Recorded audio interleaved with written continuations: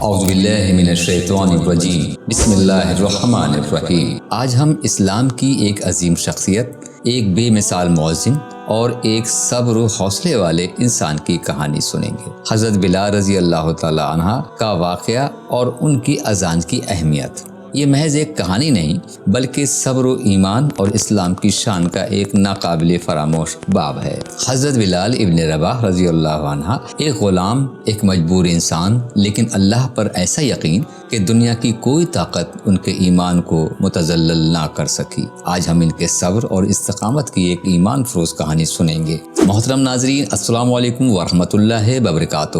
آپ دیکھ رہے ہیں ہمارا روحانی چینل RC World 17۔ حضرت بلال رضی اللہ عنہ حبشی غلام تھے جو مکہ کے ایک مالدار مشرق امیہ بن خلف کے غلام تھے۔ یہ وہ دور تھا جب اسلام کی روشنی پھیل رہی تھی اور مشرقین اسے مٹانے کے لیے ہر ظلم کر رہے تھے۔ جب اسلام کی دعوت پھیلنے لگی تو کچھ لوگوں نے چھپ کر اس ہدایت کو قبول کیا۔ حضرت بلال رضی اللہ تعالی عنہ نے جب نبی کریم صلی اللہ تعالی علیہ وسلم کی باتیں سنی تو ان کے دل کا ایمان کی روشنی سے منور ہو گیا۔ انہوں نے خفیہ طور پر اسلام قبول کر لیا، اور جب مشرقین کو اس کا علم ہوا تو امیہ بن خلف نے ان پر ایسے ظلم کیے کہ انسانیت بھی شرما جائے۔ دوستو، تصور کریں، ایک گرم صحرا، چلتی ریت، تپتی دھوپ اور سینے پر ایک وزنی پتھر۔ یہ ظلم حضرت بلال رضی اللہ عنہ پر صرف اس لیے کیا جا رہا تھا کہ انہوں نے اسلام قبول کیا تھا۔ امیہ بن خلف چاہتا تھا کہ وہ اسلام سے پھر جائیں، مگر حضرت بلال رضی اللہ عنہ نے صرف ایک ہی لفظ کہا، احد احد، یعنی اللہ ایک ہے، اللہ ایک ہے۔ جب حضرت ابو بکر صدیق رضی اللہ تعالی عنہ نے یہ ظلم اور ستم دیکھا تو انہوں نے امیہ بن خلف سے حضرت بلال کو خرید کر آزاد کر دیا۔ اس کے بعد حضرت بلال رسول اللہ صلی اللہ تعالی علیہ وسلم کے قریبی صحابیوں میں شامل ہو گئے اور ہر وقت آپ صلی اللہ تعالی علیہ وسلم کے ساتھ رہنے لگے۔ ہجرت کے بعد جب مدینہ منورہ میں اذان کا نظام قائم کیا گیا تو رسول اللہ صلی اللہ تعالی علیہ وسلم نے حضرت بلال کو اسلام کا پہلا مؤذن مقرر کیا۔ ان کی آواز میں ایسی مٹھاس اور تاثیر تھی کہ جب وہ اذان دیتے تھے تو پورا مدینہ ان کی آواز پر لبیک کہتا۔ حضرت بلال رضی اللہ تعالی عنہ نے کئی غزوات میں شرکت کی، خصوصاً غزوہ بدر میں انہوں نے اپنے سابقہ مالک امیہ بن خلفہ کو قتل ہوتے دیکھا اور اللہ کی قدرت پر شکر ادا کیا۔ جب فتح مکہ کے دن رسول اللہ صلی اللہ تعالی علیہ وسلم نے بیت اللہ میں داخل ہو کر وہاں کے بتوں کو گرایا اور صفائی کرائی تو آپ صلی اللہ تعالی علیہ وسلم نے حکم دیا کہ حضرت بلال کعبے کی چھت پر چڑھ کر اذان دیں۔ یہ منظر انتہائی ایمان افروز تھا کہ وہی غلام جسے مکہ میں ستایا گیا تھا آج اللہ کے گھر کی چھت پر اذان دے رہا تھا۔ نبی کریم صلی اللہ تعالی علیہ وسلم کی وفات کے بعد حضرت بلال کو مدینہ منورہ میں رہنا مشکل ہو گیا، کیونکہ ہر چیز انہیں نبی کریم صلی اللہ تعالی علیہ وسلم کی یاد دلاتی تھی۔ انہوں نے شام کی طرف ہجرت کر لی اور وہاں جا کر قیام کیا۔ ناظرین، جب حضرت بلال رضی اللہ تعالی عنہ مدینے سے شہر شام میں ہجرت کر کے چلے گئے تو ایک دن رات کو خواب میں پیارے آقا نبی کریم صلی اللہ تعالی علیہ وسلم تشریف لائے اور حضرت بلال سے کہنے لگے کہ اے بلال، تم مدینہ چھوڑ کر کہاں چلے گئے؟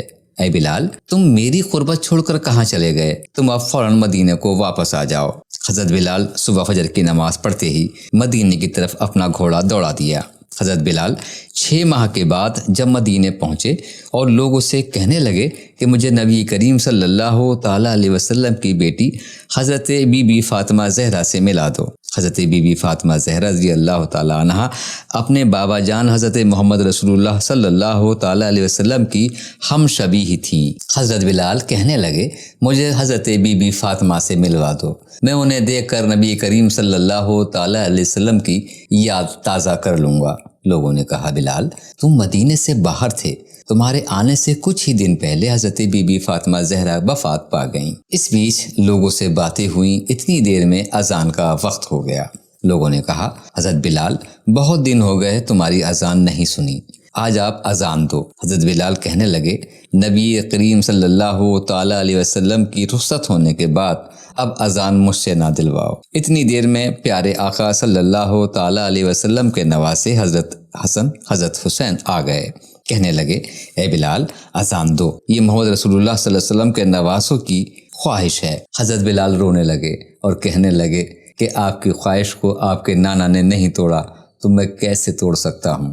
اتنا کہہ کر حضرت بلال مسجد نبوی کے مینارے کے پاس اذان دینے کو کھڑے ہو گئے، اور جب آپ نے اللہ اکبر کہا، لوگ اپنا اپنا کام چھوڑ کر حضرت بلال کی اذان سننے کے لیے مسجد نبوی بھاگے چلے آئے۔ حضرت بلال کے منہ سے جب اشہد ان محمد رسول اللہ نکلا تو آپ کی نظر وہاں گئی جہاں نبی کریم صلی اللہ تعالیٰ علیہ وسلم کھڑے ہو کر حضرت بلال کی اذان سنا کرتے تھے۔ وہاں نبی کریم صلی اللہ علیہ وسلم کو نہ پا کر آپ کو غشی آ گئی، آپ کو چکر آنے لگے اور آپ بے ہوش ہو کر وہیں پر گر گئے۔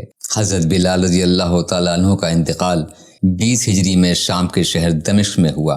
ان کی قبر آج بھی وہاں موجود ہے اور لاکھوں مسلمان ان کی خدمات کو عقیدت سے یاد کرتے ہیں۔ محترم ناظرین، حضرت بلال حبشی کی زندگی میں ہمیں صبر، استقامت، اللہ کی محبت اور نبی کریم صلی اللہ تعالیٰ علیہ وسلم کی اطاعت کا درس دیتی ہے۔ انہوں نے غلامی سے آزادی، ظلم سے عزت اور شرک سے توحید کا سفر طے کر کے ایک لازوال مثال قائم کی۔ دوستو، یہ کہانی ایک بے مثال صبر، عظیم ایمان اور تاریخ کے پہلے مؤذن کی ہے، جن کی اذان آج بھی ہمارے دلوں کو جھنجھوڑتی ہے۔ دوستو، اگر یہ کہانی آپ کو پسند آئی ہو تو اسے دوسروں تک ضرور پہنچائیں، شیئر کریں اور ہمارا چینل RC World 17 کو سبسکرائب ضرور کریں۔ جزاک اللہ۔